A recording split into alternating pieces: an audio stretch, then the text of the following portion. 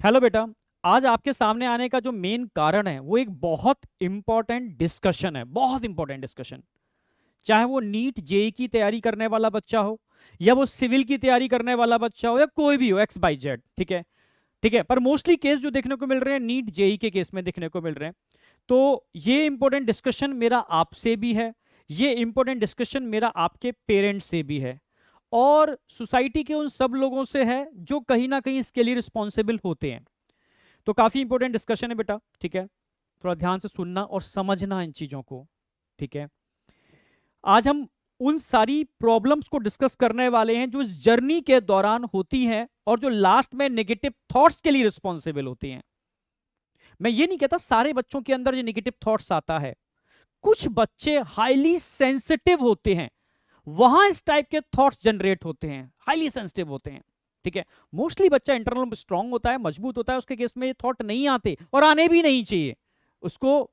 उसकी will power, internal energy highly strong होनी चाहिए, क्योंकि ये थॉट कहीं ना कहीं उसकी वीकनेस को रिप्रेजेंट करते हैं। पर ये आते क्यों हैं? तो आज हमारा जो डिस्कशन है वो ये थॉट्स आते क्यों हैं, वो कारण क्या हैं जो इस थॉट्स को क्रिएट करने के लिए रिस्पॉन्सिबल है, वो कौन कौन सी मिस्टेक्स हैं जो आप इस जर्नी में करते हो। तो ये सारा डिस्कशन मेरा आपसे रहेगा और आपके पेरेंट्स से भी बहुत इंपॉर्टेंट डिस्कशन है, ठीक है। तब कंक्लूड करेंगे इसको हम, ठीक है। हम इसकी प्रॉब्लम्स को भी डिस्कस करने वाले हैं, इसके सॉल्यूशंस को भी डिस्कस करने वाले हैं। क्लियर? बिल्कुल। चलो स्टार्ट करते हैं। तो बेटा, सबसे पहले जब आप इस जर्नी को स्टार्ट करते हो, ठीक है, तो इस जर्नी को स्टार्ट करने से पहले आपको पता होना चाहिए ये आपका खुद का ड्रीम है या आपके पेरेंट्स का ड्रीम है। रियलिटी में तो ना तो बच्चों को पता होता कि ये मतलब मेरा ड्रीम है या मैं पेरेंट्स का ड्रीम जी रहा हूं, मैं किसका, मतलब बच्चा बहुत कंफ्यूज होता है, ठीक है। क्योंकि इंडियन मेंटेलिटी जो है या एटमॉस्फियर है, ठीक है, जो इस फील्ड के अंदर आपने देखा होगा, जो मैंने अक्सर देखा है, बहुत मध्यम वर्ग के, मिडिल क्लास के या उससे भी नीचे बहुत, ठीक है, वो लोग मिली कहीं ना कहीं, क्योंकि उन्होंने वो स्ट्रगल किया है, वो चाहते हैं कि चीजें चेंज हो, ठीक है। और वो भी एक्चुअल में करें क्या, वो इन्फ्लुएंस्ड हैं, वो स्पेशली मैं पेरेंट्स की बात कर रहा हूं, क्योंकि उनका जो इंटरेक्शन है वो किससे होता है, ठीक है। वो अपनी लाइफ के अंदर अक्सर बीमार पड़ते हैं, बीमार पड़ते हैं, डॉक्टर के पास जाते हैं, डॉक्टर के पास जाते हैं, वहां लाइंस लगी हुई हैं बहुत ज्यादा, काफी उनका अमाउंट खर्च होता है, जो हाईली रिस्पेक्टिव जॉब है। तो उनके दिमाग में थॉट प्रोसेस आता है कि अपने बच्चे को भी हमें डॉक्टर बनाना है, क्योंकि उनको नहीं पता कि और क्या क्या ऑप्शंस हो सकते हैं। उनको नहीं पता कि बच्चे की क्वालिटी क्या है, उनके बच्चे में आखिर क्या खूबी है, नहीं पता, ठीक है। बट उस चीज से वो इन्फ्लुएंस्ड हुए, ठीक है। और कहीं भाई केस अलग अलग है, बट एक केस ऐसा मोस्टली जो केस देखने को मिलता है, अगर छोटा सा बच्चा जो 9th-10th का एग्जाम देता है, उसके नो डाउट वो छोटा सा स्कूल है, उस लेवल पे उसके अच्छे मार्क्स आते हैं, अच्छा परफॉर्म करता है, तो पेरेंट्स को जो लगता है ना कि यार ये मेरी एक्सपेक्टेशन है, एक्चुअल में वो उनकी एक्सपेक्टेशन थी, बच्चे को नहीं पता क्या करना है, कि तुझे क्या करना है, डॉक्टर बनना है, ये मानना पड़ेगा आपको, ये पेरेंट्स की एक्सपेक्टेशन थी कि तुझे डॉक्टर बनना है, तुझे इंजीनियर बनना है, क्योंकि उन्होंने उसको फेस किया। उनकी एक्सपेक्टेशन गलत नहीं थी, क्योंकि उनको ये लगता है, क्योंकि उन्होंने जो फेस किया कि अगर मेरा बच्चा डॉक्टर और इंजीनियर बन जाएगा तो ये शायद अपनी लाइफ अच्छी जी पाएगा, क्योंकि उनको उसके अलावा कुछ पता नहीं है। आप समझ रहे हो ना मेरी बात? उनको नहीं पता कि इसके अलावा भी कोई और चीजें होती हैं, क्योंकि उनका इंटरेक्शन ही उन्हीं चीजों से हुआ है। तो जब ऐसे बच्चे होते हैं तो पेरेंट्स डिसीजन लेते हैं कि बच्चे को हमें डॉक्टर या इंजीनियर बनाना है, ठीक है। भाई कई लोगों की तो कैपेबिलिटी होती है वो तैयारी करा पाए, पर कई लोगों की कैपेबिलिटी नहीं होती, पर समाज के कहने पर कि मेरे गांव में मेरे 2 बच्चों का सिलेक्शन हो गया, तो उसका बड़ा रुतबा है, तो मुझे भी अपने बच्चे को नीट या जेई की तैयारी करानी है। उसका मेंटल स्टेटस के बारे में उसको नहीं पता, ठीक है, करानी है उसके लिए, चाहे मुझे अपनी जमीन बेचनी पड़े, ठीक है, चाहे मुझे अपने पुरखों के जो गहने हैं उनको गिरवी रखना पड़े, या मुझे लोन लेना पड़े, कर्जा लेना पड़े, पर मैं बच्चे को पढ़ाऊंगा, ठीक है। अब पढ़ाना अच्छी बात है, मैं मना नहीं कर रहा, ये तो करना चाहिए, ठीक है। बट क्या जेई नीट के अलावा कोई ऑप्शन नहीं है? ठीक है। तो आपने क्या किया, वहां से इन्फ्लुएंस हुए और बच्चे को जेई नीट की तैयारी कराने के लिए भेज दिया। आपको नहीं पता किया कि कौन सा इंस्टीट्यूट ठीक है, थोड़ा 19-20 फीस हुई, आपने वहां पर एडमिशन करा दिया, ठीक है। अब एडमिशन कराने के बाद एक्चुअल में उसके बाद आपकी रिस्पॉन्सिबिलिटीज स्टार्ट होती हैं, बट वहां आप अपनी रिस्पॉन्सिबिलिटीज खत्म कर देते हो और एडमिशन करा करके हॉस्टल में करा करके आप बैक टू, ठीक है, अपने घर वापस आ जाते हो। अब उस बच्चे का जो अब तक कहीं ना कहीं आपसे जुड़ा हुआ था, कहीं ना कहीं हो सकता है उसको होम सिकनेस भी हो, ठीक है, ठीक है, हो सकता है कि वो अब तक आपसे उस या उस गांव से अलग ही ना हुआ हो, तो सोचो उसको कितना क्या फेस करना पड़ेगा वहां पर, ठीक है। अब समझना वो उन अनफेवरेबल, क्योंकि वो उधर क्लास चल रही है, उसका एडमिशन हो चुका है, उसके प्रॉपर, ठीक है, टेस्ट हो रहे हैं, बट वो टेंशन में है क्योंकि उसको पेरेंट्स से वो अलग हो गया है। धीरे धीरे वो वहां के जो टॉक्सिक फूड होता है, वो चाहो ना चाहो फूड की क्वालिटी बहुत इंप्रूव नहीं हो पाती कितना भी कर लो, ठीक है। तो कहीं ना कहीं उस फूड का शिकार होता है, उसको कहीं ना कहीं हेल्थ इश्यूज आने चालू हो जाते हैं। जब धीरे धीरे उसको हेल्थ इश्यू होते हैं, कई बच्चों को हेल्थ इश्यू होते हैं, कुछ कई बच्चों को होम सिकनेस होती है, जिसकी वजह से प्रॉब्लम क्रिएट होते हैं। कई बच्चे गलत फ्रेंडशिप में भी पड़ जाते हैं, ये आपको पता होगा, बच्चे सुन रहे होंगे, ठीक है। कहीं ना कहीं भी पुराने बच्चे भी होते हैं इस बड़े बड़े शहरों में, ठीक है, जहां नीट और जे की तैयारी होती है, ठीक है। वहां कुछ ऐसे बच्चे हैं जो पंचवर्षीय योजना बना चुके हैं, यानी 4-5 साल से पुराने हैं, तो वो कहीं ना कहीं, समझ रहे हो, अपने ग्रुप में उन बच्चों को शामिल करने के लिए कहीं ना कहीं फ्रेंडशिप करते हैं, उनको डाइवर्ट करते हैं, ठीक है। इतना ही नहीं, सबसे ज्यादा जो दिक्कत आ रही है वो इन सबसे भी ज्यादा सबसे भयानक चीज है, वो सोशल मीडिया, ठीक है, इंस्टाग्राम, ठीक है, फेसबुक, ठीक है, यूट्यूब। बच्चा इनसे इतना डाइवर्ट हो रहा है जिसका कोई मतलब हिसाब ही नहीं है, ठीक है। एक्चुअल में इन सब चीजों से बच्चा एक इन्फ्लुएंस्ड होता है और अपने अराउंड एक हाइपोथेटिकल दुनिया को बना लेता है, ठीक है। आप समझना, ये चीजें जिस जिस तरीके से हम टर्म यूज करते हैं ना कि जो एटॉमिक एनर्जी है, विध्वंसक भी है यानी विनाशक, ठीक है, उससे सब कुछ नष्ट भी हो सकता है, पर वो क्रिएटर भी है कि आज के डेट में जो लाइट इतनी चीजें हैं उसी की वजह से हैं, ये तो आपको पता ही होगा, ठीक है, सब उसी की वजह से हैं। तो डिपेंड करता है आप उसको कैसे यूटिलाइज करते हो, बट वो बच्चे हैं, ठीक है। जब इन सोशल मीडिया इन सबके या फोन की गिरफ्त में बड़े लोग आ चुके हैं, वो तो बच्चे हैं, ये पेरेंट्स को समझना पड़ेगा, पेरेंट्स को भी समझना पड़ेगा, ठीक है। वो बच्चे हैं, वो उसकी गिरफ्त में नहीं निकल पा रहे, और वो इस तरीके से जकड़ता है ना कि धीरे धीरे आपका जो गोल था जेई नीट का वही डाइवर्ट हो जाता है। तो सबसे बड़ी प्रॉब्लम आज की डेट में सोशल मीडिया है, फेसबुक, रील्स, इंस्टाग्राम, यूट्यूब है, जो बच्चों को हाईली डिस्ट्रिक्टेड कर रहा है, ठीक है। तो ये भी एक बहुत बड़ा कारण है, ठीक है। इसके अलावा कहीं ना कहीं जैसे इसी जगह पर बच्चे जाते हैं तो कहीं ना कहीं अफेयर में पड़ जाते हैं, ठीक है। तो डिफरेंट टाइप के अफेयर्स होते हैं, ठीक है, उनमें पड़ जाते हैं और धीरे धीरे वो अपना गोल से डाइवर्ट हो जाते हैं। क्योंकि जब उनका एडमिशन हुआ था उनको पता था कि मेरे पेरेंट्स ने कहीं जमीन बेच करके मेरा यहां पर कराया, कहीं लोन लेके मुझे यहां भेजा है, बट वही तो ना कि वो अच्छे हैं। ये एज जो होती है टीनेजर्स वाली, हाईली कह सकते हो कि इन्फ्लुएंस्ड, जो तुरंत इन्फ्लुएंस होते हैं इस चीज से, उस समय पेरेंट्स का बहुत बड़ा रोल होता है, बट पेरेंट्स साथ में नहीं होते, ठीक है। तो वो इससे इन्फ्लुएंस हो जाते हैं और डाइवर्ट हो जाते हैं, आप समझ रहे हो। और धीरे धीरे जब उनको पता चलता है कि ये चीजें ऐसी होती जा रही है, उनका टाइम लॉस हो रहा है, उनका बैकलॉग आता जा रहा है, उनकी दिक्कतें बढ़ती जा रही हैं, तो वो कहीं ना कहीं उन टेंशन, उन सब चीजों से रिलीफ लेने के लिए, समझ रहे हो, जो स्ट्रेस आ रहा है उससे बचने के लिए बैड हैबिट्स का भी सहारा ले लेते हैं, लाइक ड्रिंक, स्मोकिंग, ठीक है, ड्रग्स तक का सहारा ले लेते हैं। यहां से उनकी लाइफ स्पॉइल होना स्टार्ट होती है। तो इसीलिए मैं बोलता हूं कि इन जब ये ड्यूरेशन जर्नी होती है ना, इस समय पेरेंट्स का रोल बहुत इंपॉर्टेंट है। कभी कभी जो मैंने फेस किया, बच्चा कहीं ना कहीं पढ़ रहा था पहले, उसके अच्छे मार्क्स आ रहे थे, टीचर से बहुत अच्छा उसका इंटरेक्शन था स्कूल लेवल पर जब बड़े लेवल पर आता है तो अपनी एग्जिस्टेंस उन बच्चों के बीच में नहीं समझ पाता कि यार यहाँ तो मतलब कंपटीशन बहुत टाइट है, मैं अपनी परफॉर्मेंस नहीं दे पा रहा, मेरा कॉन्फिडेंस डाउन हो रहा है। तो कॉन्फिडेंस डाउन होगा क्योंकि वहां सारे सारे धुरंधर बैठे हुए हैं, आप समझ रहे हो। या बच्चा डिमोटिवेट होता है, यार मैंने इतना पैसा खर्च किया, वो स्कूल के टीचर मुझे बहुत अच्छा पढ़ा रहे थे, बट यहां इतना खर्चा करने के बाद भी मैं अब मतलब टीचर सुन ही नहीं रहे मेरा, या सिस्टम मेरा नहीं सुन रहा, ठीक है, मैं रिफंड मांगता हूं तो रिफंड नहीं हो रहा मेरा, तो वो और डिमोटिवेट होता है, मैं क्या मुंह लेकर के वापस जाऊंगा। वो उसका डिमोटिवेशन का बहुत बड़ा कारण बनता है, वो उसके डिप्रेशन का बहुत बड़ा कारण बनता है, वो उसके स्ट्रेस का बहुत बड़ा कारण बनता है। ये स्ट्रेस भी कहीं ना कहीं, ठीक है, उसको नेगेटिव थॉट्स क्रिएट कराने के लिए रिस्पॉन्सिबल हो सकता है।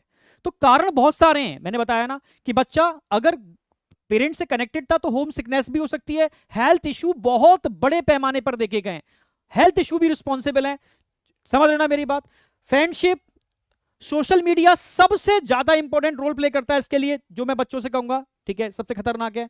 अफेयर और बैड हैबिट्स, ये आपके जो गोल था जेई और नीट, उससे आपको डाइवर्ट करता है। कैसे करता है डाइवर्ट, मैं बताता हूं। जिसकी वजह से आप डिमोटिवेट होते हैं और डिप्रेस्ड होते हैं। तो सबसे पहले जब आप इन चक्करों में पड़ते हैं, तो आपका जो एकेडमिक ईयर चल रहा था वहां बैकलॉग होना स्टार्ट होता है आपका, ठीक है। बैकलॉग होगा ही होगा, ठीक है, कहीं ना कहीं आप फंसोगे तो वहां बैकलॉग होगा, समझना बेटा। और इसको आपको एक्सेप्ट करना पड़ेगा, ये रियलिटी है, ठीक है। जब धीरे धीरे बैकलॉग होता है तो बैकलॉग कवर करने का तो हमारे पास टाइम ही नहीं है, उधर टेस्ट भी लगे हुए हैं, क्योंकि जो जितने भी इंस्टीट्यूट्स होते हैं उनको सिलेबस टाइम पर कराना है, तो वो अपनी स्पीड स्लो नहीं करते आपके अकॉर्डिंग, वो अपनी स्पीड मेंटेन रखते हैं। इधर आपका बैकलॉग का जो गैप है वो बढ़ता चला जाता है। पेरेंट्स ने तो आपको भेजा है ना, तो पेरेंट्स तो बस इतना ही जानते हैं कि बच्चे के मार्क्स आएंगे, अच्छे मार्क्स आ रहे हैं तो बच्चा पढ़ रहा है, अच्छे मार्क्स नहीं आ रहे तो बच्चा नहीं पढ़ रहा है। सिर्फ उनके दिमाग में यही थॉट आता है, और कुछ समझ ही नहीं पाते वो कि बेटा तेरे मार्क्स कम आ रहे हैं, कम क्यों आ रहे हैं, तू क्यों नहीं पढ़ रहा है, और प्रेशर जनरेट करते हैं। आप समझ रहे हो ना मेरी बात? तो धीरे धीरे क्या होता है, जब बैकलॉग जनरेट होता है और टेस्ट में उसके मार्क्स नहीं आ पाते, तब उसका सेल्फ कॉन्फिडेंस धीरे धीरे धीरे धीरे कम होना स्टार्ट हो जाता है। उसका मन नहीं करता मैं क्या करूं यार, मेरे मार्क्स ही नहीं आ रहे यार, मेरे मेरे मार्क्स बढ़ी नहीं, 200 300 400 इसी रेंज में हो रहे हैं, मेरे मार्क्स क्यों नहीं बढ़ रहे, मेरे इंप्रूवमेंट क्यों नहीं हो रहा? क्यों? क्योंकि वो धीरे धीरे डिटैच हो जाता है। उस समय सपोर्ट की जरूरत थी, उस समय उसको पेरेंट्स के सपोर्ट की जरूरत थी, उस समय उसको कुछ टीचर्स के सपोर्ट की जरूरत थी, उस समय उसको अच्छे फ्रेंड्स के सपोर्ट की जरूरत थी, पर वो अपने को अकेला फील करता है, क्योंकि कहीं ना कहीं वो इन सब चीजों में जो बताया मैंने, जो उसको डिस्ट्रिक्टेड कर रहे थे, जो उसको उसके गोल से डाइवर्ट कर रहे थे, ठीक है, उसमें फंस चुका था, जिस वजह से उसकी एकेडमिक परफॉर्मेंस डाउन हो रही थी, गैप धीरे धीरे बढ़ रहा था, और ये आगे जाकर के गैप और बढ़ जाता है। उधर पेरेंट्स का प्रेशर आना चालू होता है कि बेटा तेरे मार्क्स नहीं आ रहे, ठीक है, तू पढ़ क्यों नहीं रहा। इतना ही नहीं भाई, जो सोसाइटी होती है वो भी प्रेशर डालना चालू कर देती है। टीचर ही मान लो, ठीक है, यार मैं तुझे रोज पढ़ाता हूं, तेरे मार्क्स क्यों नहीं आ रहे, तू इंप्रूवमेंट क्यों नहीं कर रहा। पर ये ढूंढने की कोशिश नहीं की कि मार्क्स नहीं आ रहे तो उसका कारण क्या है, क्या बच्चे के संग पीछे बिहाइंड बिहाइंड पिक्चर क्या चल रहा है, आखिर वो अपनी परफॉर्मेंस क्यों नहीं कर पा रहा। क्या कोई हेल्थ इश्यू है उसके लिए, क्या कहीं वो किसी गलत संगत में पड़ गया, क्या वो होम सिकनेस से परेशान है, क्या वो अकेला है, वो समझ नहीं पा रहा कि मुझे क्या करना है, कैसे मैनेज करूं, क्या उसका बैकलॉग बहुत ज्यादा जनरेट हो चुका है, वो नहीं समझ पा रहा कि मुझे पढ़ाई करनी कैसे है, वो साथ नहीं चल पा रहा। तो उसके लिए कोई सपोर्ट सिस्टम है? नहीं है। सपोर्ट सिस्टम सिर्फ कुछ ही टॉपर्स बच्चों के लिए होते हैं, जबकि एक्चुअल में उनको जरूरत नहीं है सपोर्ट सिस्टम की, वो सेल्फ मोटिवेटेड है, वो बढ़ जाएंगे निकल जाएंगे, सपोर्ट ना भी करो तो निकल जाएंगे, पर इनको सपोर्ट की जरूरत है। यहां आकर के ये गैप जनरेट होता है और नेगेटिव थॉट्स आना स्टार्ट होते हैं, ठीक है, और कहीं ना कहीं यहां पर आकर के बच्चा ओवर थिंक करना चालू कर देता है, ठीक है। अक्सर कर मैं टर्म यूज भी करता हूं, ठीक है, कि ब्रेन से लूज मोशन, ओवर थिंकिंग के लूज मोशन स्टार्ट हो जाते हैं। मेरा सिलेक्शन होगा या नहीं होगा, मैं कर पाऊंगा नहीं कर पाऊंगा, मेरे मार्क्स अच्छे आएंगे या नहीं आएंगे, क्या होगा अगर मेरा सिलेक्शन नहीं हुआ, मैं क्या मुंह दिखाऊंगा अपने घर में जाकर के अगर मेरा सिलेक्शन नहीं हुआ। तो ये नेगेटिव थॉट्स यहां से जनरेट होना स्टार्ट होते हैं, नेगेटिव थॉट्स। जब ये गैप बढ़ जाता है तब बच्चा पिट कर लेता है कि भाई इस साल मैं नहीं कर पाऊंगा, इस साल मुझसे नहीं होगा, अब मैं नेक्स्ट ईयर ही तैयारी करूंगा। जैसे ही उसने ये थॉट बिठाया उसका सारा साल एकदम जीरो हो जाता है, जबकि लास्ट टाइम तक उसको लगना चाहिए था, उसका वहां पर आकर के पूरा ईयर ड्रॉप, एकदम ड्रॉप लेने का डिसीजन ले लेता है, फिर नेक्स्ट ईयर ड्रॉप करता है, क्योंकि उसने गलतियों पर काम नहीं किया था। तो ये गलतियां फिर रिपीट होंगी और नेक्स्ट ईयर फिर ड्रॉप होगा, वो और प्रेशर में आएगा, उधर पेरेंट्स प्रेशर में प्रेशर डालेंगे कि पेरेंट्स के ऊपर प्रेशर बढ़ रहा है, यार तुम्हारे बच्चे को 2 से 3 साल हो चुके, 2 से 3 साल हो चुके, क्योंकि पेरेंट्स के ऊपर और लोगों का, तो वो सबकी सुनता है और सुनने से चीजें गड़बड़ होती हैं, ठीक है, आप अपने टारगेट से भटक जाते हो। जैसे एक छोटी सी मैं एक बताता हूं, ठीक है, कि कभी किसी की सुननी नहीं चाहिए, इसलिए मैं टर्म यूज करता हूं। छोटी सी एक स्टोरी है, ठीक है, एक किसान था, ठीक है, तो वो खेती के साथ साथ तालाब में जाकर के जो बतख होते हैं ना, तो उनको मतलब शिकार किया करता था उनका। तो उसने शिकार के लिए कुत्ते को भी मार्केट से परचेज किया कि मैं कुत्ते की मदद लिया करूंगा इस शिकार के लिए। तो कुत्ते को एक दिन शिकार पर ले गया, तालाब में बतख की शिकार पर। तो देखा वो कुत्ता पानी में डूब नहीं रहा था, पानी के ऊपर चल रहा था। समझना मेरी बात। वो शॉक्ड रह गया कि यार ऐसे कैसे, ये डूब क्यों नहीं रहा, ये पानी के ऊपर चल क्यों रहा है, ठीक है। और उसकी हेल्प से ये बहुत ज्यादा बतख का शिकार कर पाया। वो घर आता है, तब उसने सोचा कि ये वाली बात मैं अपने दूसरे मित्र को बताऊंगा, वो भी बतख का शिकार करता था, ठीक है। तो एक दिन उसने उसको भी बुलाया और शिकार पर गए। अगेन वही चीज सारी सारी रिपीट हुई। अंदर सोच रहा था कि मेरा मित्र मुझसे पूछ क्यों नहीं रहा, क्योंकि ये एक अजूबा है, ये ऐसा होता ही नहीं है। तो उसने मित्र से, ठीक है, कहा कि आपको कुछ विशेष नहीं लग रहा इस कुत्ते में। वो कुछ बोला नहीं, ठीक है। बार बार पूछा तो ना, क्या विशेष, इसमें विशेष क्या है, कुछ भी विशेष नहीं है, उन्हें ये पानी पर चल पा रहा है, डूबता नहीं है। तो उसने क्या रिस्पॉन्स दिया, नहीं इसको तैरना नहीं आता, ये पानी पर तैर नहीं पाता। आप समझ रहे हो ना। यानी दुनिया में ऐसे लोग हैं जो आपकी सिर्फ निगेटिविटी को देखते हैं, आपकी पॉजिटिविटी को नहीं देखते। आप समझ रहे हो। आप अगर सेलेक्ट नहीं हो पाओगे तो आपके ऊपर उंगली करेंगे। अगर आप समझ रहे हो ना, आप में क्या क्वालिटी है उस पर फोकस नहीं कर रहे हैं, वो आप में क्या कमी है उस पर फोकस कर रहे हैं।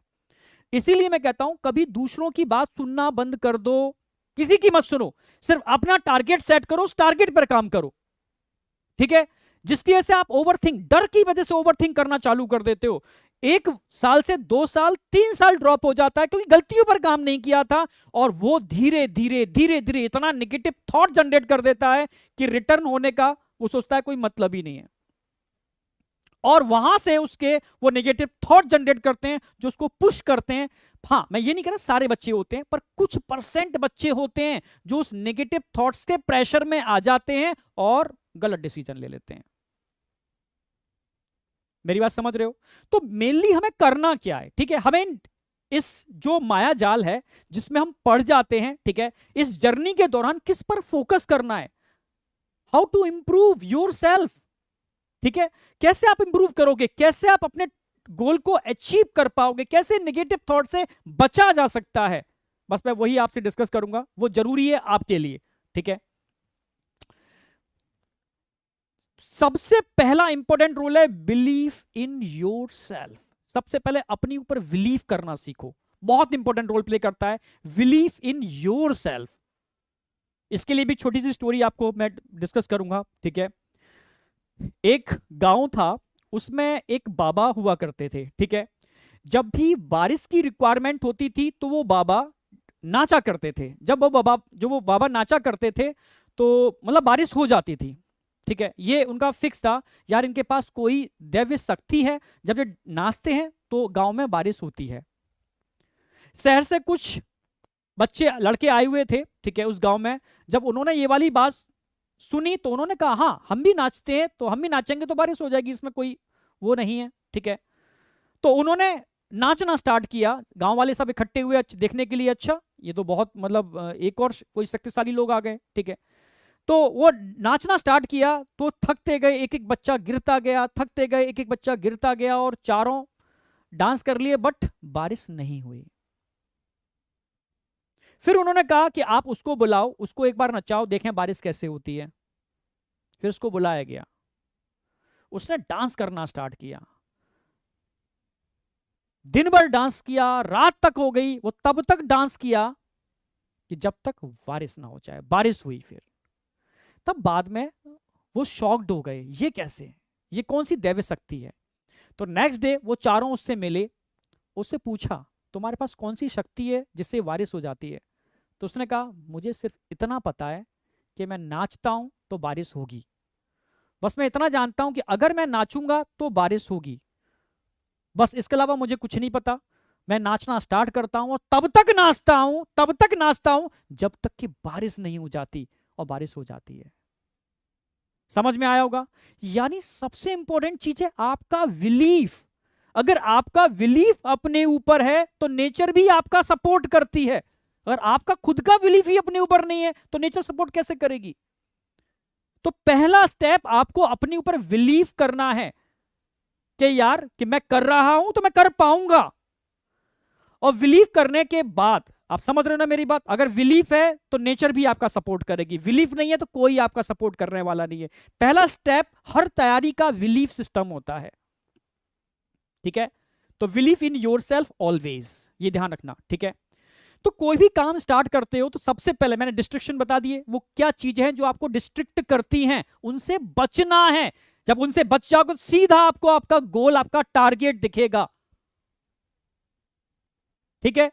तो इन सब के लिए टाइम मैनेजमेंट, लिख के टाइम मैनेजमेंट नहीं होता। टाइम मैनेजमेंट का मतलब है कि अगर जरूरत पड़ेगी तो मैं यूट्यूब पर लेक्चर्स या कुछ, क्योंकि समय वो आ गया है, वो भी देखूंगा, पर रिस्ट्रिक्टेड, इतने टाइम के अंदर, इतने टाइम में सेल्फ स्टडी करूंगा, इतने टाइम में इंस्टीट्यूट जाऊंगा, कोचिंग जाऊंगा और अपनी तैयारी करूंगा।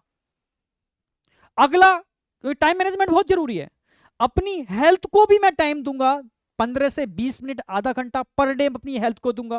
क्योंकि हेल्थ पर जब मैं टाइम देना चालू करता हूं तो मेरी कंसिस्टेंसी मेंटेन होती है, मेरी सिटिंग पावर मेंटेन होती है, मेरा सेल्फ कॉन्फिडेंस मेंटेन होता है। क्योंकि सारा खेल मैंने बताया था न्यूरो का है।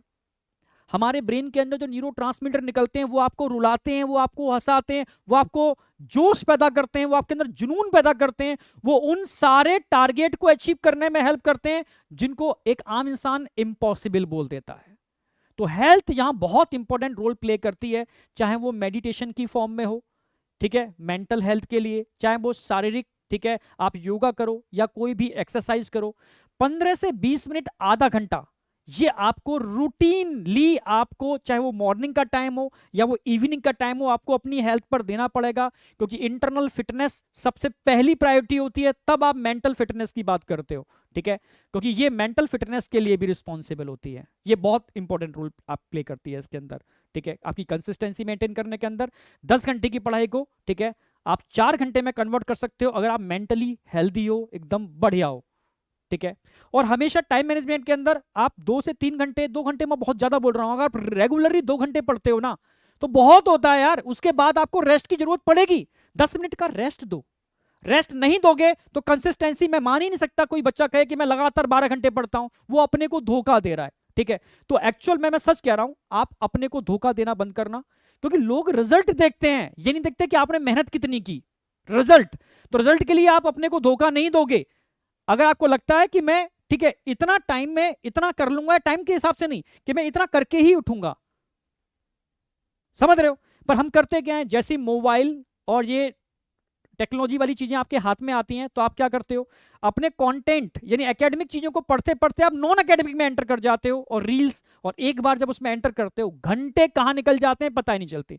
फिर आप बंद करते हो, फिर चालू करते हो, फिर चले जाते हो, फिर बंद। ऐसे में क्या होता है, आप एक्चुअल में 2 घंटे भी नहीं पढ़ते, और आप पढ़ कितने घंटे रहे हो, 12 घंटे। देखने वाले को लगता है कि आप बहुत ज्यादा पढ़ रहे हो, पर एक्चुअल में आप उतना, समझ रहे हो, आप उतना आउटपुट निकाल ही नहीं पा रहे, क्योंकि आप डाइवर्ट हो रहे हो। अगर आप 10-10 मिनट भी बीच में एंटर कर रहे हो यूट्यूब के अंदर, इंस्टाग्राम के अंदर, फेसबुक के अंदर, तो ये आपके बहुत बड़े समय को किल करते जा रहे हैं। तो कैसे भी इसको अवॉइड करो, ठीक है। इसको टाइम के साथ बांधो कि यार इतने घंटे इस समय ही इसको देखूंगा। अगर मुझे YouTube से लेक्चर देखना है, अगर मुझे यहां से ये चीज देखनी है, अगर मेरी कोचिंग में कोई चीज दी गई है उसको यहां देखनी है, तो इस समय में ही देखूंगा। कुछ रिस्ट्रिक्टेड करो, टाइम में बांधो, और फालतू चीजों को एकदम डिलीट कर दो अपने मोबाइल से, बिल्कुल डिलीट कर दो, अगर टारगेट वास्तव में आपका जेन्युइन है तो। और जब भी कोई प्रॉब्लम आए, बेटा मैं सच कह रहा हूं, पेरेंट्स से बढ़ के इस दुनिया में कोई कुछ नहीं हो सकता, ठीक है। पहली प्रायोरिटी अपने पेरेंट्स को दो, सेकंड प्रायोरिटी अपने अच्छे दोस्तों को दो जो आपकी प्रोग्रेस चाहते हो, आपके संग कंपटीशन करते हो, पॉजिटिव कंपटीशन। नहीं तो अगर कोई टीचर आपके हित में काम करता है, आपको, मतलब आपको आगे बढ़ाने में काम करता है, तो आप उससे सपोर्ट ले सकते हो, आप समझ रहे हो। पर मेरी पहली प्रायोरिटी होगी कि अपनी हर प्रॉब्लम को अपने पेरेंट्स के साथ डिस्कस करो, बहुत जरूरी है, बहुत जरूरी है, ठीक है। अपने मार्क्स को, अपने अपने हर चीज को, कि आज ये दिक्कत आई मेरे सामने, तो वो सॉल्यूशन निकालेंगे, क्योंकि दुनिया में उससे, मतलब आपका, मतलब बेटर चाहने वाला कोई भी नहीं है।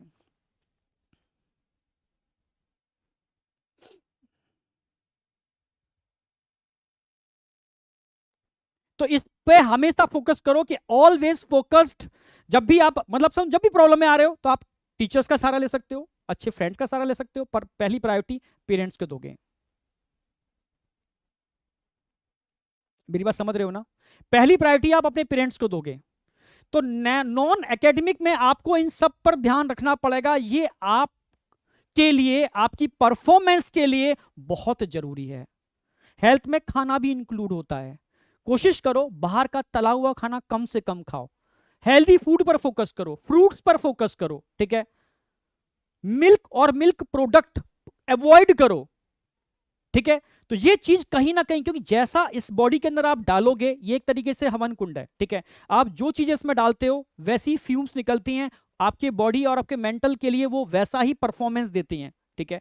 तो हल्का खाना खाओ, नेचुरल फूड लो, ठीक है? ये आपकी परफॉर्मेंस को, आपके सोचने की क्षमता को मल्टीपल टाइम बढ़ाने का काम करती हैं। मेरी बात समझ पा रहे होगे आप, ठीक है? फिर बात आती है, ठीक है, तो मैंने हमेशा बोला पेरेंट्स पर सबसे ज्यादा फोकस करो, पेरेंट्स पर।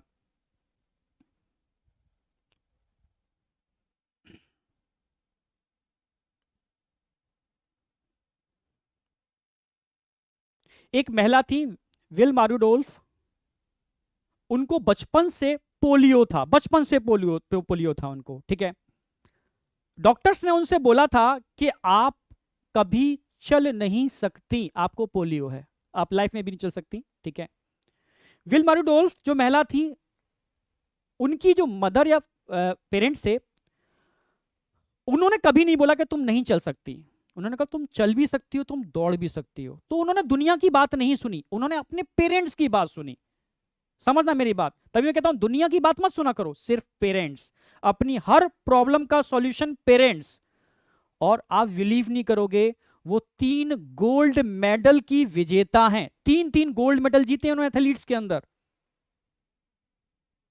तो मैं तभी तो बोलता हूं इंसान यहां से हारता है, कभी शरीर से नहीं हारता, ठीक है? तो यहां से नहीं हारना, आपको यहां से नहीं हारना, यहां से स्ट्रांग रहना है आपको। यहां से स्ट्रांग रहोगे तो कुछ भी कर पाओगे। ये तो आपके क्या लग रहा है कि आपकी लाइफ के अंदर नीट और जेई, मुझे भी याद है जब मैं 10th में था और मेरे बोर्ड के एग्जाम थे, तो मुझे लग रहा था दुनिया का सबसे बड़ा एग्जाम ये 10th का एग्जाम है। हे भगवान कैसे भी करके निकलवा दो, हे भगवान कैसे भी करके निकलवा दो, यही एक एग्जाम बचा है लाइफ का। 10th का एग्जाम हो गया, ठीक है? फिर नॉर्मल लाइफ चालू हो गई, फिर 12th का एग्जाम आ गया, अरे फिर से एक बोर्ड आ गया, एग्जाम आ गया। हे भगवान कैसे भी करके इस एग्जाम को क्वालिफाई करा दो, ठीक है? फिर आप समझ रहे हो 12th के बाद फिर आगे जाकर के कंपटीशन, फिर समझ रहे हो ना, इधर रिसर्च में कंपटीशन, फिर आपकी जॉब में कंपटीशन। तो ये तो भाई एक पूरी लाइफ है। लाइफ में जगह जगह पे आपको छोटे छोटे पड़ाव मिलेंगे। नीट जेई की तैयारी तो बेटा एक छोटा सा एक एग्जाम है जो आपके फ्यूचर को डिसाइड नहीं कर सकता। समझ रहे हो?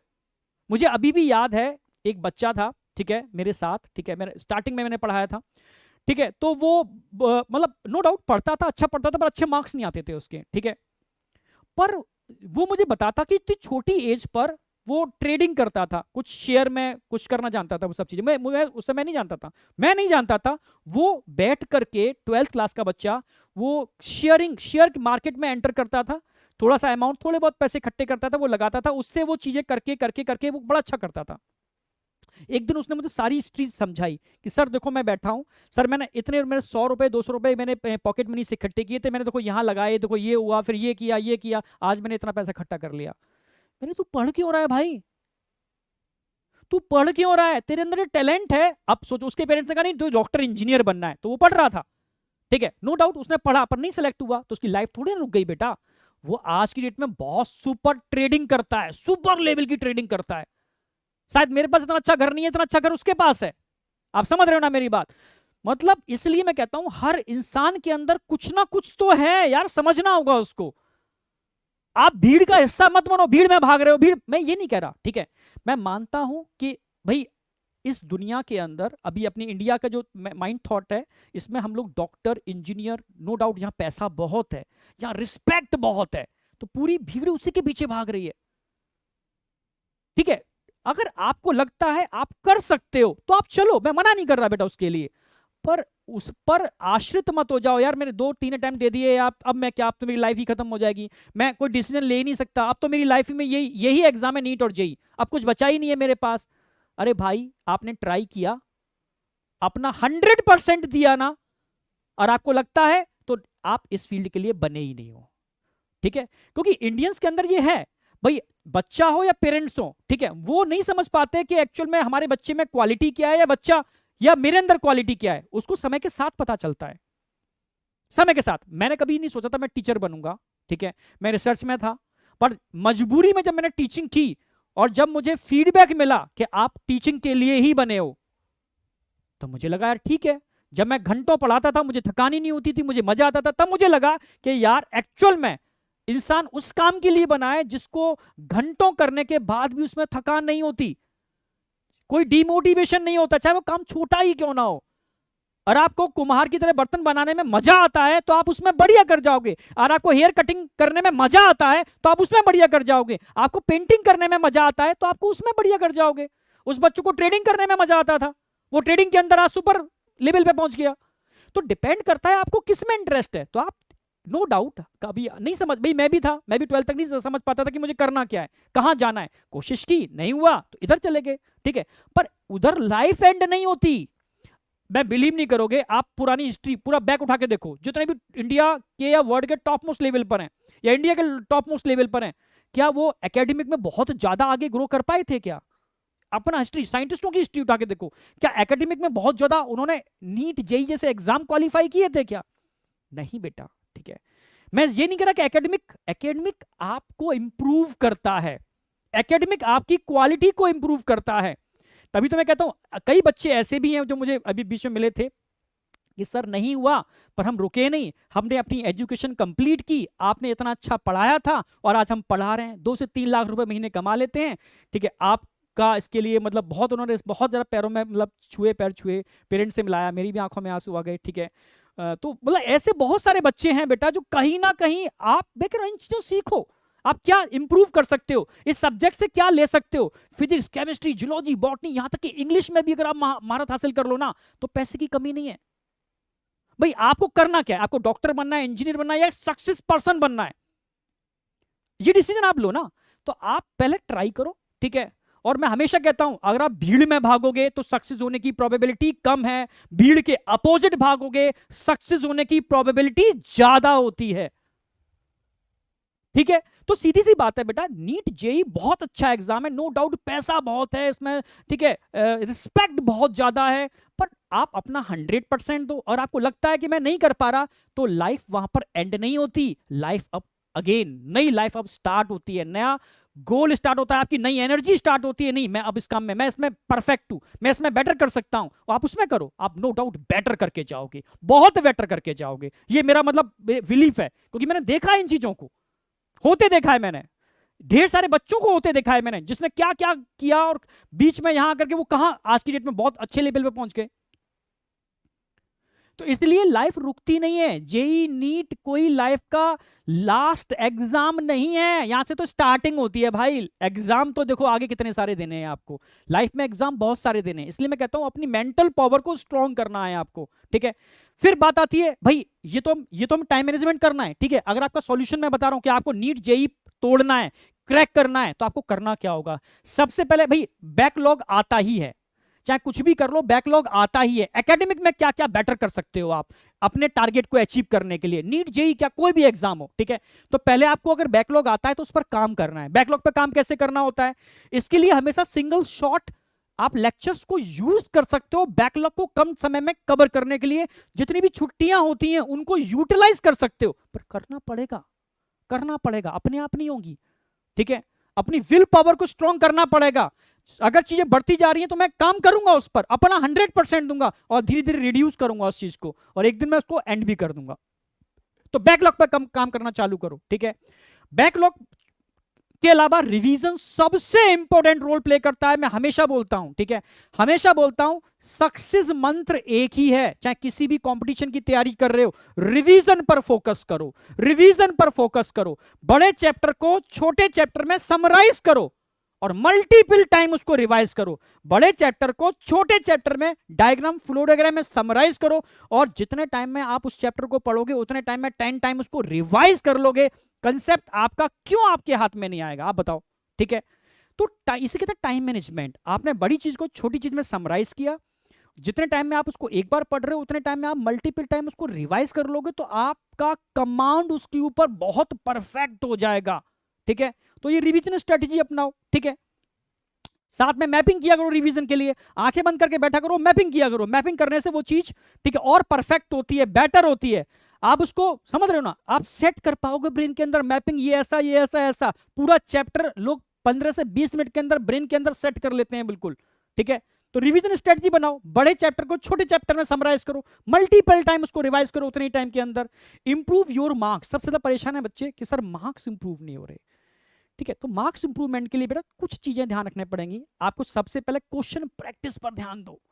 क्वेश्चन प्रैक्टिस ज्यादा से ज्यादा किया करो, क्योंकि क्वेश्चन प्रैक्टिस थ्योरी की सही मायने में एप्लीकेशन को समझाते हैं कि यार इस थ्योरी को ऐसे पूछा जा सकता है। एनसीईआरटी के उसी पैरा को मैंने 10 बार पढ़ा, नहीं समझ में आया, ठीक है। आपको लगा समझ में तो आ गया, आपको लगा कि यार ये तो सिंपल है, मुझे आता है, पर अचानक से उससे 2 क्वेश्चन ऐसे बने कि समझ रहे हो ना, उस क्वेश्चन पढ़ने के बाद तो उस पैरा को जब मैंने दोबारा पढ़ा, अरे यार इस पैरा से ऐसे क्वेश्चन भी पूछे जा सकते हैं, यानी इट इज एप्लीकेशन। तो एप्लीकेशन तब आती है जब आप क्वेश्चन प्रैक्टिस करते हो। इससे आपको क्वेश्चन पढ़ने की आपकी स्पीड बढ़ती है, ठीक है। क्वेश्चन सॉल्व करने की स्पीड बढ़ती है। टाइम के साथ क्वेश्चन सॉल्व करो, आप समझ रहे हो ना मेरी बात। और हमेशा छोटे छोटे टारगेट बनाओ, छोटे छोटे टारगेट बनाओ, ठीक है। छोटा टारगेट का मतलब है आपके जो भी शेड्यूल में टेस्ट दे रखे हैं उनको आप टारगेट बनाओ कि अगला टारगेट मेरा नीट एग्जाम लिखो, नीचे अपना सिर्फ वो सिलेबस लगाओ जो आपके टेस्ट में आने वाला है, ठीक है। कोई भी एक टेस्ट सीरीज को फॉलो करो, उस टेस्ट के सारे टॉपिक और सब टॉपिक को लिखो, ये मेरा नीट का एग्जाम है, ये मेरा टारगेट है। अब उस समय पागलपन जुनून की तरह उस टारगेट पर लग जाओ, वो छोटा टारगेट है आपका। और जिस दिन आप जब टारगेट पर लगोगे, प्रैक्टिस करोगे, एनसीईआरटी पढ़ोगे, तो आप उसको अचीव करोगे। और जिस दिन आपके मार्क्स अच्छे आएंगे, ठीक है, आप एकदम अपने अंदर कॉन्फिडेंस लेवल आपका नॉर्मल से ज्यादा बढ़ेगा, और अगले टेस्ट के अंदर ये एक फोर्स का काम करता है, आपको और अच्छा परफॉर्म करने में हेल्प करता है, ठीक है। पर किसी कारण से अगर मार्क्स कम आते हैं तो डीमोटिवेट नहीं होना, ये अच्छी बात है, ठीक है। क्योंकि हमें कुछ क्वेश्चन करने को मिले, जो क्वेश्चन हम जो थ्योरी पढ़ रहे थे, क्योंकि एक बार टेस्ट में जो क्वेश्चन गलत होते हैं ना, वो दोबारा गलत नहीं होते, ठीक है। वो क्वेश्चन गलत हुए क्यों, एनालिसिस, टेस्ट एनालिसिस, ठीक है। तो टेस्ट एनालिसिस के टोटल मार्क्स इतने आए थे, ठीक है। चारों सब्जेक्ट में मार्क्स को बाइफरकेट करो, ठीक है। अब इसमें कितने नेगेटिव क्वेश्चन हुए, कितने पॉजिटिव हुए, उनको बाइफरकेट करो। नेगेटिव होने का कारण क्या था, क्या सिली मिस्टेक थी, ठीक है, क्या क्वेश्चन को पढ़ने में बहुत टाइम लगा, क्या वो कंसेप्ट आपका वीक था, समझ रहे हो, क्या वो एनसीईआरटी की लाइन थी जो आप भूल चुके थे, रिवीजन की जरूरत है। सारे पॉइंट्स लिखो, ये गलतियां थी, ये गलतियां थी। अब इन गलतियों पर काम करो। गलतियों पर काम करोगे तो अगले में अपने आप इंप्रूवमेंट होगा, जो अगेन एक फोर्स जनरेट करेगा अगले टेस्ट के लिए। तो इस तरीके से भाई कमियां सबके अंदर होती हैं, उन कमियों को आइडेंटिफाई करके जब हम उस पर काम करना चालू करते हैं तो इंप्रूवमेंट होता है। मैं ये हमेशा बोलता हूं, इंप्रूवमेंट कमियों पर काम करने से होगा, बस पढ़ते रहने से इंप्रूवमेंट नहीं होगा। मैं 12 घंटे पढ़ता हूं, मैं 15 घंटे पढ़ता हूं, कोई इंप्रूवमेंट नहीं होगा, जहां थे वहां रहोगे, ठीक है। हम इंसान है बेटा, हम कमियां भी करते हैं, हमसे गलतियां भी होती हैं, मार्क्स डाउन भी जाते हैं, पर हम उनसे सीखते हैं, उसको फिर अगले में अप्लाई करते हैं। कुछ परसेंट तो अप्लाई होगा, 1-2%, अगले में फिर 1-2% अप्लाई होगा ना, थोड़ा थोड़ा थोड़ा थोड़ा अप्लाई होगा तो इंप्रूवमेंट होगा, और ये इंप्रूवमेंट आपको आपकी सक्सेस की तरफ लेके जाएगा। तभी बोलता हूं छोटे छोटे टारगेट एक दिन बड़ा टारगेट अचीव कराते हैं। तो ये एक स्ट्रेटेजी रखो, ठीक है, कि क्वेश्चन प्रैक्टिस करो, स्मॉल टारगेट बनाओ, टेस्ट एनालिसिस करो, तो ये आपको बहुत पॉजिटिव करता है, ठीक है। और हमेशा मैं बोलता हूं कि रिलैक्स रहा करो थोड़ा सा, ठीक है, थोड़ा सा रिलैक्स रहा करो, प्रकृति के संग भी टाइम एक्सपेंड किया करो, ठीक है। क्योंकि जब आप मेडिटेशन करते हो, प्रकृति के संग टाइम एक्सपेंड करते हो, आपका कॉन्फिडेंस लेवल बढ़ता है, आपकी विल पावर बढ़ती है, ठीक है, और आपका सेल्फ इंप्रूवमेंट होना स्टार्ट हो जाता है, ठीक है। तो पॉजिटिव रहो एकदम, ठीक है। और एकदम भाई इन टारगेट को अपना लाइफ का लास्ट टारगेट मत समझो, ये छोटे पार्ट हैं, कहते हैं ना, बड़े भाग्य मानुष तन पाया। तो जैसे इस थ्योरी को लोग कहते भी है, ठीक है, कि मैं अक्सर कर बोलता भी रहता हूं, ठीक है, पर कुछ ना कुछ तो चीजें हैं, ठीक है, जो मनुष्य की कहते हैं, जो हिंदू हिंदू माइथोलॉजी के अंदर, कि इसमें आपको जन्म मिला है तो आपको भी और भी तो स्पीसीज हैं, तो हो सकता है वहां पर भी आपने कभी जन्म लिया हो। अगर इस वाली योनि में जन्म मिला है आपको, तो इसको सही से यूटिलाइज करो यार, ठीक है, सही से यूटिलाइज करो, इसको बर्बाद मत जाने दो, नेगेटिव थॉट्स मत क्रिएट करो। जो नेगेटिव थॉट्स के कारण मैंने बताए हैं उन पर काम करो, उनसे दूर रखो, उनसे दूर रहो, ठीक है, वो आपको डिस्ट्रिक्ट कर रहे हैं, और अपने गोल पर फोकस करो, ठीक है। 12 से 18 साल के बीच की जो उम्र होती है, ठीक है, ये बहुत वनरेबल होती है, एक तरीके से डेंजरस होती है, खतरनाक होती है, ठीक है। इसमें बस इसी को आपको अच्छी तरीके से यूटिलाइज करना है। हम सारे लोग आपके साथ हैं, ठीक है, आपके पेरेंट्स आपके साथ हैं, उनको यूटिलाइज करो, ठीक है, और पॉजिटिव रहो। हमेशा मैं एक ही बात बोलता हूं, ठीक है, प्रैक्टिस मेक्स मैन परफेक्ट। जितनी ज्यादा प्रैक्टिस करोगे, जितनी ज्यादा प्रैक्टिस करोगे, आपके अंदर परफेक्शन का लेवल बढ़ता जाएगा, बढ़ता जाएगा, और अच्छे अच्छे लोग डरेंगे। तभी कहते हैं ना कि एक मैंने एक पहलवान था, उसकी एक कोई उसका एक दाव था, ठीक है, वो उस दाव की इतनी प्रैक्टिस कर चुका था, इतनी प्रैक्टिस कर चुका था कि चाहे कोई कितना भी बड़ा खिलाड़ी बना रहे, ठीक है, अगर उसका वो दाव उसके हाथ में आ जाए, फिर हर कोई समझता था कि अगर इसने उस वाले दाव को यूज कर लिया, दाव का मतलब होता है एक उसका एक कला थी, ठीक है, एक स्टेप था जिसकी उसने मल्टीपल टाइम प्रैक्टिस कर ली थी, जिससे उसको महारत हासिल हो गई थी, ठीक है। तो इतने मल्टीपल टाइम प्रैक्टिस करो कि आपके अंदर परफेक्शन, परफेक्शन और परफेक्शन आ जाए। लास्ट में बेटा एक पेरेंट्स से मैं जरूर बोलना चाहूंगा, ठीक है, कि सबसे पहले आप सबको मेरी रिक्वेस्ट है कि बच्चों के ऊपर अपने जो भी आपके एक्सपेक्टेशन है, बच्चों के ऊपर प्लीज मत डालिए आप, ठीक है। कभी समाज की परवाह मत कीजिए, ठीक है, कि यार वो उसका बच्चा डॉक्टर बन गया, उसका बच्चा इंजीनियर बन गया, मुझे भी डॉक्टर और इंजीनियर बनाना है, ऐसा मत सोचिए। भाई सबसे इंपॉर्टेंट चीज क्या है, आपका बच्चा सक्सेस ले ले, एक अच्छा इंसान बन जाए, एक प्रोग्रेस करे अपने फील्ड के अंदर, ठीक है। क्या ये तो नहीं है कि खाली डॉक्टर ही बनाना है मुझे, इंजीनियर ही बनाना है, ऐसा तो नहीं सोचा ना आपने। ये तो सोचा है ना आपने कि मेरा बच्चा प्रोग्रेस करे, सक्सेस मिले उसको, वो अपना नाम करे, ठीक है, आशीर्वाद भी यही देते हैं, ठीक है। तो आप पहले ही डिसाइड करो। अगर आपको, मैं जानता हूं कि सर हमें नहीं पता है, ठीक है, हम जो देख रहे हैं आसपास, हमें भी लगा कि बच्चे को डॉक्टर बनाना चाहिए तो हमने उसी लाइन में भेज दिया, ठीक है, बट गलत है, ठीक है। तो ये देखो कि आपका बच्चा क्या कर सकता है, क्या अच्छा कर सकता है, ठीक है, आप उस फील्ड में भेजो। अगर आपको लग रहा है कि नहीं पता सर हमें, हम जो देख रहे हैं हमने उसमें भेज, कोई दिक्कत नहीं, ठीक है, बच्चे को भी नहीं पता, आपको भी नहीं पता, आपको लगता है कि नीट जेई शायद कर सकता है, आप भेजो, पर उसका सपोर्ट करो, उसका सपोर्ट करो, क्योंकि वो आपसे अलग है। समय समय पर उसको दिक्कतें आती हैं, आपके साथ भी रह रहा है, तब भी एकेडमिक प्रेशर है उसके पास, ठीक है, उसकी सपोर्ट करो, उसकी समस्याओं को सुनो, उसका समाधान निकालने की कोशिश करो। जब आपका सपोर्ट आपके बच्चे को मिलता है तो वो, ये तो छोटे मोटे टारगेट है, वो बड़े से बड़ा टारगेट अचीव कर सकता है। तो आपकी सपोर्ट बहुत जरूरी है। अपनी सेल्फ एक्सपेक्टेशन कभी बच्चे के ऊपर मत थोपो, ठीक है, उस बच्चे को सेल्फ ग्रो करने दो। अगर वो किसी फील्ड में अच्छा कर सकता है और आपसे कह रहा है, हिम्मत कर पा रहा है आपसे कहने की, तो उसको प्रमोट करो कि बेटा कर सकता है तू, इसके अंदर कर सकता है, तो ठीक है, आप प्रमोट करो उसको, उसका साथ दो। एक टर्म यूज करते ना कि पूत कपूत तो क्या धन संचय, पूत सपूत तो क्या धन संचय। मैं यहां से कनेक्ट इसलिए कर रहा हूं, ठीक है, अगर आपका बच्चा अच्छा है, ठीक है, तो सब चीजें बेकार हैं, समझ रहे हो। अब बच्चा खराब हो गया तो धन की भी कोई इंपॉर्टेंस नहीं है, समझ रहे हो ना मेरी बात। तो ऐसा डॉक्टर इंजीनियर बना के करना क्या है, समझ रहे हो ना, जो बच्चे को मेंटल ग्रोथ को ही रोक दे, ठीक है। मैं कहता हूं कि अगर बच्चा अच्छा परफॉर्म कर रहा है करने दो, बट उसके ऊपर ओवर बर्डन, ओवर प्रेशर मत डालो। क्योंकि आजकल के जो बच्चे हैं ना, देखो पहले के टाइम जो चीजें थी वो अलग थी, वो आपके ऑरा में उसकी परवरिश होती थी, वो एटमॉस्फेयर, वो माहौल। पर आज की डेट में ऐसा नहीं हो रहा। आज की डेट में एक सोशल मीडिया, ऑनलाइन सिस्टम उसके ऊपर एक डोमिनेंट हो चुका है, उसके अराउंड एक नया ऑरा जनरेट कर लिया है। वो इस एक हाइपोथेटिकल दुनिया के अंदर है। बच्चे तो छोड़ो, बड़े लोग हाइपोथेटिकल दुनिया के अंदर हैं। वो उस हाइपोथेटिकल दुनिया का कंपैरिजन रियल लाइफ से करते हैं और डिप्रेस्ड रहते हैं, डिमोटिवेट रहते हैं। तो ये बहुत बड़ा कारण है डिमोटिवेशन का। बच्चों तो छोड़ो, बड़े लोगों का बहुत बड़ा कारण है डिमोटिवेशन का।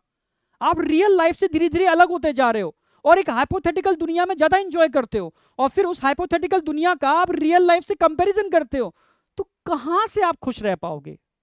ठीक है, तो वास्तविकता को समझना होगा हम सभी को। ठीक है, मैं भी एक पेरेंट्स हूं, उसी बिहाफ पर मैं आपको बोल रहा हूं। ठीक है, ठीक है, और बस मैं यही चाहूंगा कि अपनी कोई भी एक्सपेक्टेशन, कोई भी डिजायर बच्चों पर मत थोपो। वो जिस तरीके से जैसा कर सकते हैं बढ़िया उसको करने दो। ठीक है भाई, आप लोग आए थे, हम लोग आए थे, ठीक है, कर रहे हैं ना अपना अच्छे से, बढ़िया तरीके से कर रहे हैं, वो भी अच्छे से कर लेंगे वो अपनी। ठीक है, पर उनका सपोर्ट करो। ठीक है, जितना सपोर्ट करोगे उनका परफॉर्मेंस अपने फील्ड के अंदर और बढ़ता जाएगा। बस यही कहूंगा आप सबसे। ठीक है, कि सबसे इंपॉर्टेंट चीज है आपके बच्चे के अंदर इंप्रूवमेंट। सबसे जरूरी चीज है उसका सक्सेस पाना। सबसे जरूरी चीज है उसके अंदर इंप्रूवमेंट होना, या कह सकते हैं ना कि उसके अंदर, कहते हैं कि संस्कार टर्म यूज करते हैं इससे हम लोग। ठीक है, कि संस्कार डेवलप होना। ठीक है, तो संस्कार उसके अच्छे संस्कार हैं उसके अंदर, तो वो अपने टारगेट को खुद अचीव कर लेगा, एक से कैसा भी टारगेट हो। ठीक है, तो अपने बच्चों को सपोर्ट करो। ठीक है, उनके ऊपर अपनी डिजायर को मत थोपो। अगर किसी कारण से मार्क्स कम आ रहे हैं, ठीक है, तो उसके सॉल्यूशन पर काम करो। फिर भी अगर कम आ रहे हैं तो उसकी डिजायर सुनो, क्योंकि बच्चा वो नहीं समझ पा रहा है कि वो अपनी जिंदगी जी रहा है कि आपकी जिंदगी जी रहा है, किसकी जिंदगी जी रहा है, वो नहीं समझ पा रहा। ठीक है, तो सबसे ज्यादा जरूरी है कि हम सब कहीं ना कहीं, ठीक है, मतलब सही नहीं हो रहा। ठीक है, तो एक पर हम फोकस करते हैं। ठीक है, और अपने बच्चों के संग कुछ गलत ना हो। ठीक है, क्योंकि मुझे पता है आपसे बेटर आप, मतलब दुनिया में कोई नहीं है जो आपके बच्चों की लिए पॉजिटिविटी रखता है, उसकी प्रोग्रेस के लिए सोचता है। आपसे बढ़ के कोई हो ही नहीं सकता, पॉसिबल ही नहीं है, पॉसिबल ही नहीं है। पर फिर भी मिस्टेक्स हो जाते हैं, तो बस हमें उसी पर काम करना है। और वो एक फूल है, खिल रहा है, खिलने दो उसको। ठीक है, जिस डायरेक्शन में जाएगा अच्छा ही करेगा, बस मैंने कहा संस्कार अच्छे मिल जाएं उसको, तो वो बहुत अच्छा बन जाएगा। ठीक है, तो बस नमस्कार, मैं यही कहूँगा। ठीक है, सबसे विनती यही रहेगी कि पॉजिटिव रहो, अपने ऊपर बिलीफ रखो, और हमेशा अच्छा ही होगा। Believe in your self. Thank you.